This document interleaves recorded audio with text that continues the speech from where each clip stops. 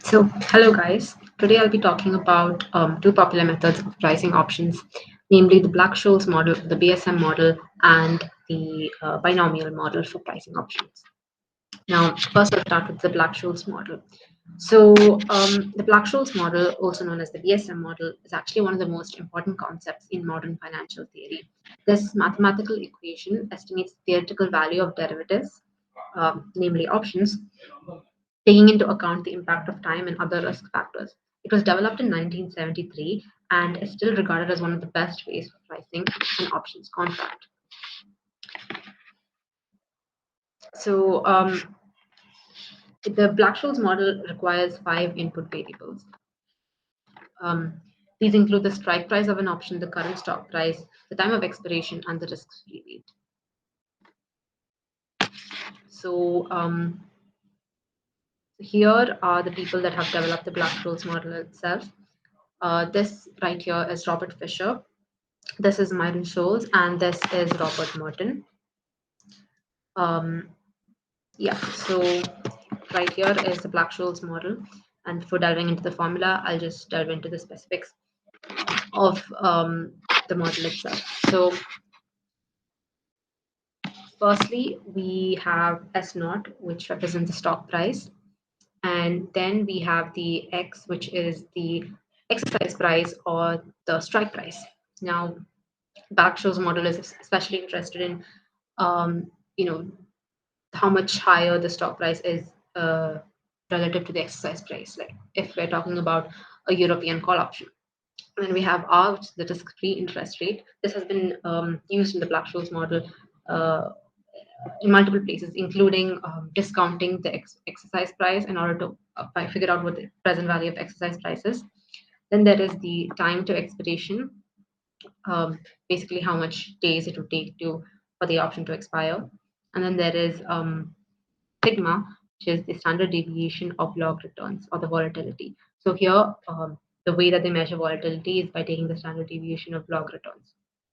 So, so these are the various variables that we need in order to determine the value of a call option according to the Black-Scholes formula.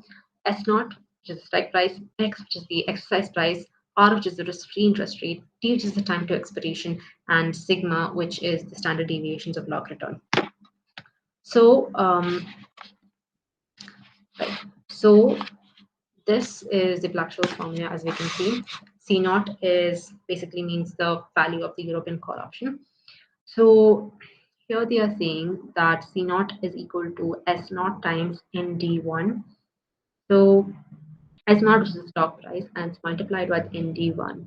So what is ND1? ND1, as you can see here, is a function wherein it's taking D as the input, and D1 is represented by this, which is the natural log of S naught by the exercise price plus R, which is the risk-free rate, plus sigma squared divided by 2 times T divided by sigma times the square root of T.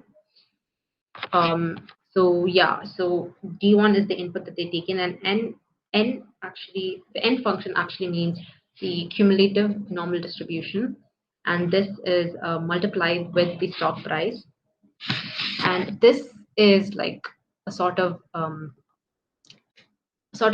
probability. It's more of yeah, you can think of this as a sort of a probability, like a weighted probability with which the stock price occurs. So yeah, that's why it has been multiplied with the stock price.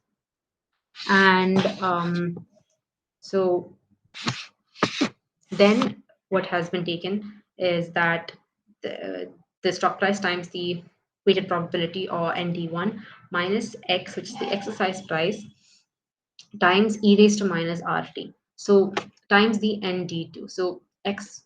So what X times e raised to minus RT means, e raised to minus RT is just for discounting the value of exercise price. So X times e raised to minus RT actually gives a present value. Like this whole portion is just the present value of the exercise price itself. And D1 again here is the cumulative normal distribution. Sort of like again a probability, sort of weighted probability with which the exercise price occurs. So this is D2. D2 is given by the natural log of the stock price over the exercise price plus R minus sigma square divided by 2 times T divided by sigma times the square root of T. So, so yeah, this is the way that this has been developed according to stochastic calculus, and so it has a derivation behind it. But the main thing is that this formula has been widely used by option traders um, in order to value options, and this is like one of the most important formulas for valuing options, in fact. And I think something interesting to note here is that if you can see here, like if you can see in the D1 value, we can see that uh, like for uh, there's a the S naught, there is the ratio of S naught divided by X. And so they say that the higher the stock price is relative to the exercise price, like whenever we are valuing a call option, if the stock price is higher than the exercise price, that means we would definitely go ahead with it. We would actually exercise that option because the stock price is higher than the exercise, meaning it's profitable. So we can say that yeah, when the stock price is higher than the exercise price, so as we can see, the higher this value is, we can also see this over here in D2. uh, the higher the D1 and D2 values are, and the higher the value of the normal distribution is, as in you can see over here, ND1 and ND2, and the higher the probabilities that the higher the probability that we would actually exercise this option. So the higher the probability that this would be higher and this would be lower. So meaning that there is a high chance that we would exercise the option. Another interesting thing to note here is that this variable that is here, volatility, we can see that in D1 it has been taken as sigma square here, and here it's taken as minus sigma square, meaning that over here, the higher the volatility, yeah, we can see that D1 over here, if it's positive, that is, I mean, if it's high, if this is high, the higher the D1 is, the higher the normal distribution is, the higher the probability over here is, and so overall, yeah, this value is higher overall. We can also see that um, the higher the volatility is, the the lower the D2 value is, and the lower the normal distribution is. And when we and the lower this value is, and we multiply, because there's a negative over here, it will be negative times a small value, and so overall this would be higher. Overall, the value of the call option would be higher as the volatility is higher. So yeah, and this is the Black-Scholes formula, right? So this initial equation was actually introduced in the Black-Scholes 1973 paper uh, called The Pricing of Options in Corporate Liabilities, and it was published in the Journal of Political Economy. Robert Merton actually helped edit this paper, and later that year, he published his own pricing article called The Theory of Rational Option Pricing, which is in expanding the mathematical understanding and application of the model and coining the term Black-Scholes theory of options pricing. All three of them in 1997 were awarded the Nobel Memorial Prize in Economic Sciences. However, Fisher Black was actually unable to receive it since he had passed away 2 years earlier. So he was the Nobel Prize. The Nobel Committee has actually acknowledged his role in the Black-Scholes model.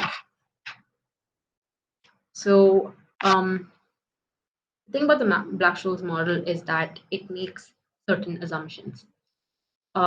These assumptions include the fact that there are no dividends paid out during the life of the option.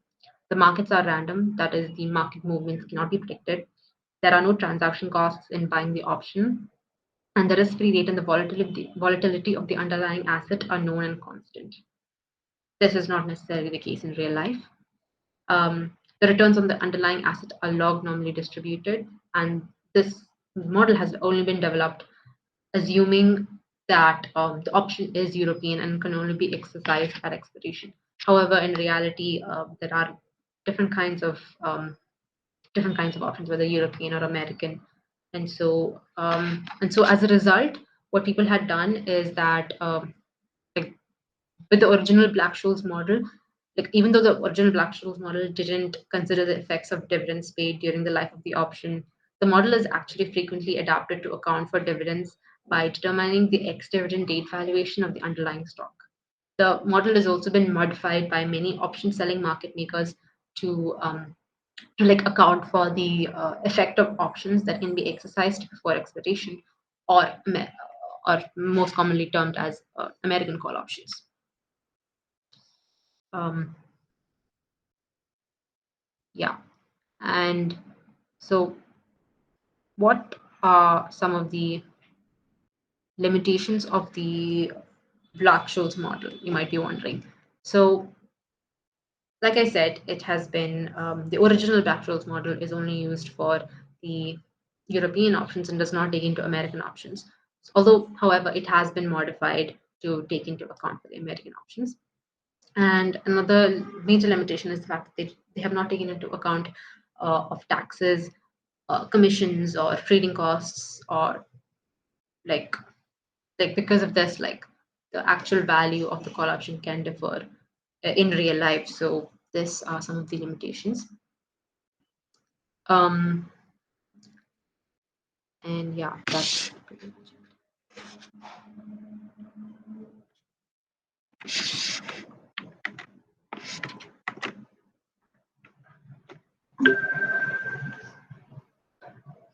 So now I'm going to talk about the binomial option pricing model.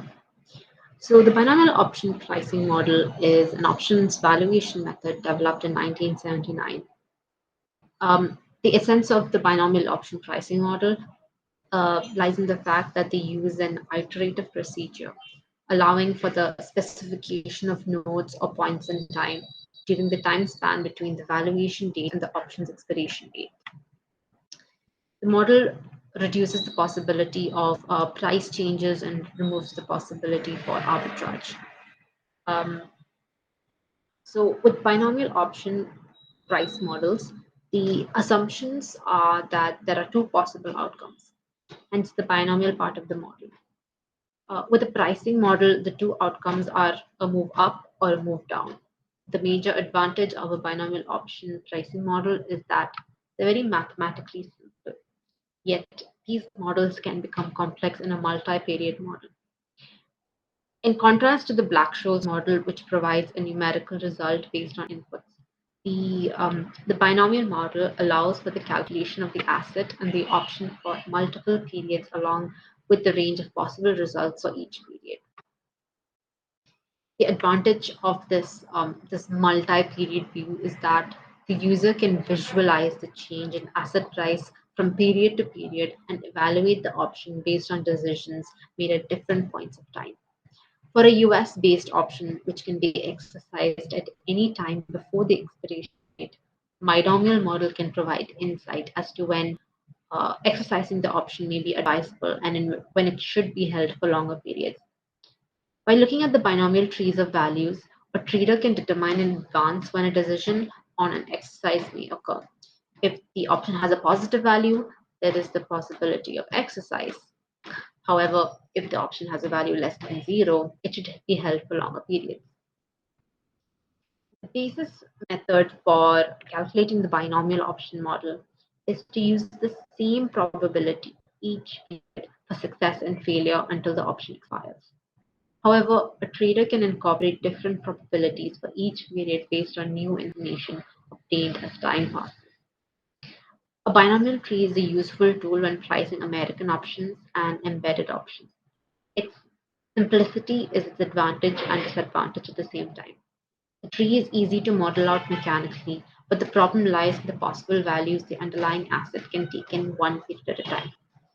In a binomial tree model, the underlying asset can only be worth exactly one of two possible values, which is not realistic as assets can be worth any number of values in any given range.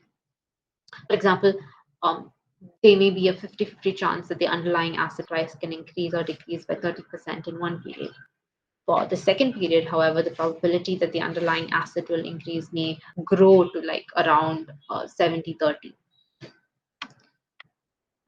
For example, if an investor is evaluating an oil well, that investor is not sure what the value of that oil well is, but there is a 50-50 chance price will go up. If oil prices go up in period one, making the oil well more valuable, and the market fundamentals now point to continued increase in oil prices, the probability of further appreciation in price may now be 70. And this binomial model is able to allow for this flexibility. However, the Black-Scholes model does not provide this. Um, so a simplified example of a binomial tree has only one step. Assume that there is a stock that is priced at $100 per share. In one month, the price of the stock will go up by $10 or go down by $10. Repeating this situation. Let's say the stock price is $100, and if it goes up in one month, stock price, that is the up state, it will be worth $110, or if it goes down, the stock price in one month, which is the down state, it will be worth $90. Next, assume that there's a call option available on this stock that expires in one month and has a strike price of $100. The upstate, this call option is worth $10, and the downstate is worth $0. So the binomial model will be able to help calculate what the price of the call option should be today.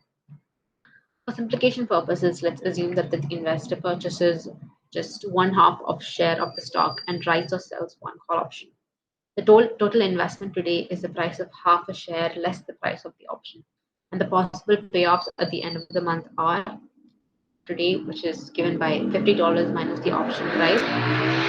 The portfolio value would, considering an upstate, would be equal to $55 minus maximum of 110 minus 100, that is $10, maximum of $10 or zero, uh, which is $10. And so the portfolio value in the upstate would be $45. The portfolio value in the downstate would be $45 minus maximum of 90 minus $100 or zero. And in this case, it's zero. So 45 minus zero, which is 45. The portfolio payoff is equal no matter how the stock price moves. As we have the upstate, it will be $45 and the downstate will be $45. Given this outcome, assuming no arbitrage opportunities, an investor should earn the risk-free rate over the course of the month. The cost today must be equal to the payoff discounted at the risk-free rate for 1 month. And the equation to solve this is given by option price is equal to $50 minus 45 times e raised to negative risk-free rate times t, which is where e is the mathematical constant 2.7183. This is the same thing that we have seen for finding out pretty much the present value of the exercise option in the case of Black-Scholes model. So assuming the risk-free rate is 3% per year and t equals 0.083v, the price of the call option today is $5.11. So the binomial option pricing model presents two advantages for option sellers over the Black-Scholes model. The first is its simplicity, which allows for fewer errors in the commercial application. The second is its iterative operation, which adjusts prices in a timely manner so as to reduce the opportunity for buyers to execute arbitrage strategies. For example, since it provides a stream of valuations for a derivative for each node in a span of time, it is useful for valuing derivatives such as American options, which can be executed any time between the purchase date and the expiration date. It is also much simpler than other pricing models, such as the Black-Scholes model.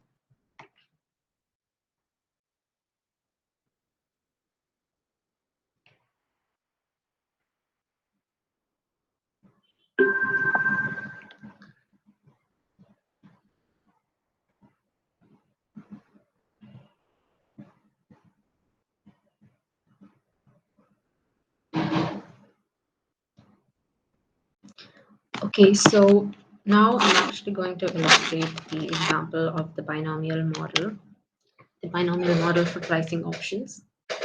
So as we can see here, um, like the binomial model is based on the fact that either the asset value would either go up or it will go down.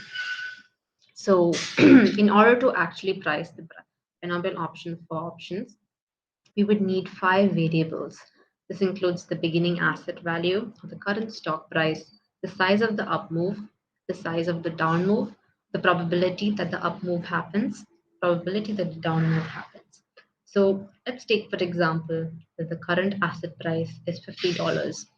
Assuming that the size of the up move is going up by 25% or 1.25, what we're going to do is we're going to multiply 50 with 1.25 to get $62.5. And this will be the value of the stock in the case of an up move. In the case of a down move, it's usually taken as a reciprocal of that of the up move. So 1 over 1.25 is going to give 0.8. And as you can see here, 50 times 0.8 will give us $40. Now, this is the expected price in case of a down move, and this is the expected price in case of an up move. In order to figure out what the expected price after one period would be, basically what we would have to do, we would have to multiply the expected price with their respective probabilities. So since we have said the probability is of up is 0.6 and that of down is 0.4, multiplying $62.5 time with 0.6, we get $37.5. Multiplying $40 with 0.4, we get $16. Adding both of them up, we'll be able to get $53.5. And this would be the expected price of the asset value after one period. Now, how exactly do analysts estimate the value of the up move? That is the 25%. The way that analysts estimate this value is differs from stock to stock. It actually is based upon the volatility of a stock. The higher the volatility, the higher the up move and the higher the down move, and vice versa. So this is the way that analysts estimate the size of the up move. Now, the way that analysts estimate the probability that the asset is going to go up or asset is going to go down is by using the risk neutral pseudo probability. So this risk neutral pseudo probability is based on by getting the risk-free rate and the respective sizes of both the up move and down move. The risk neutral pseudo probability is given by um, is visualized by pi. It's denoted by pi. Pi u will give this the probability of the up move. And as we can see here, the risk neutral pseudo probability of an up move is equal to 1 plus RF minus D divided by U minus D, where RF is the risk-free rate. Pi D, which is the probability of the down move, is going to be 1 minus the probability of the up move. Now, the benefit of this risk-neutral pricing approach is that once the risk-neutral probabilities are calculated, they can be used to price every asset based on its expected payoff. These theoretical risk-neutral probabilities differ from actual real-world probabilities, which are sometimes also referred to as physical probabilities. If real world probabilities were used, the expected values of each security would need to be adjusted for its individual risk profile. This approach is a very structured method of guessing what the fair and proper price for a financial asset should be by tracking price trends for other similar assets and then estimating the average to arrive at your best guess. For this approach, um, like what it does is that it levels out the extreme fluctuations at either end of the spectrum, creating a balance that creates a stable level price point. Like we would be essentially, with the risk neutral pseudo probability, we would be essentially minimizing the possible unusual high market outcomes while increasing the possible lows. So assuming that the risk-free rate is 7%, we have arrived here at the probability of the up move. So which is given by this formula, that is plugging in the values, that is 1 plus 0.07 minus 0.8 divided by 1.25 minus 0.8. We will arrive at 0.6 as the probability of the up move. Probability of the down move is given by 1 minus 0.6, which is 0.4. Now, how exactly does the binomial model help us to price options? So what we have seen is that we initially what we have done over here is that we have estimated the price of the underlying stock. Now, essentially, what are options? Options are, or any other form of derivatives like forwards and futures. Like these are essentially based off on the underlying stock. These values are based off on the underlying stock. So when we're able to estimate the price of the underlying stock itself, we will be able to help estimate the price of the option. So yes, so that is how yeah. So based on this, what we have done, what we can do now in order to actually figure out the price of the option, what you'll have to do is first we'll have to calculate the option payoff. We'll have to calculate the option payoff for the up move and calculate the option payoff for the down move. And based on this, we can calculate the expected option value. The expected option value, like similarly we've seen in the case of the underlying stock value, what we have done over here is that in order to figure out the expected price after one period, what we have done is that we have multiplied the size of the up move or the size of the down move with their respective probabilities, and we were able to come up with the expected price. Similarly, what we're going to do is we're going to multiply the the expected payoffs with their respective probabilities, and then we can arrive at the expected option value. Once we arrive at the expected option value, we'll be able to discount it back to today at the risk-free rate in order to arrive at the current option price value. So here is an example that is the same example that we have taken before. So given that the risk-free rate is 7%, so the question over here that we've given here is that given that the risk-free rate is 7%, calculate the value of a 1-year call option with an exercise price of $45. Now, taking the same example as before, assuming the beginning asset value is $50, size of the up move is 1.25, down move is 0.8, probability of up move is 0.6, and probability of down move is 0.4. Assuming all this, as you've calculated before, the expected price after 1 year was $53.5. Now, in this question, the exercise price here is $45. So first we're going to take the $50 and we have the expected price of up move and the expected price of down move. Now, the way that we're going to calculation the option payoff for the up move will be the maximum of 0 or 62.5 minus 45. That is the yeah. So that is the stock price minus the exercise price, which is going to be giving us $17.5 as the payoff.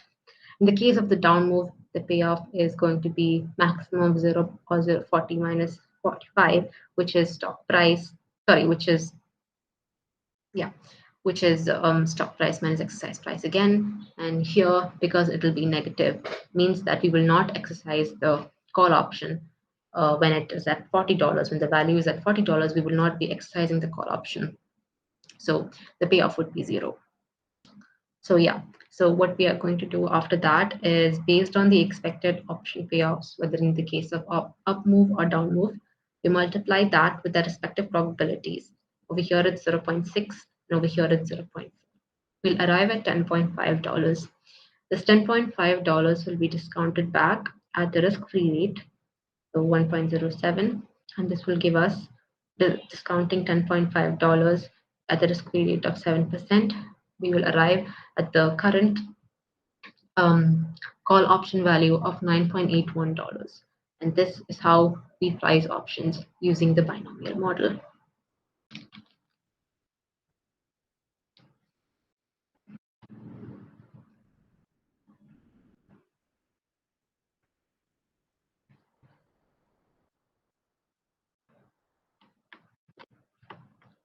Thank you so much for watching.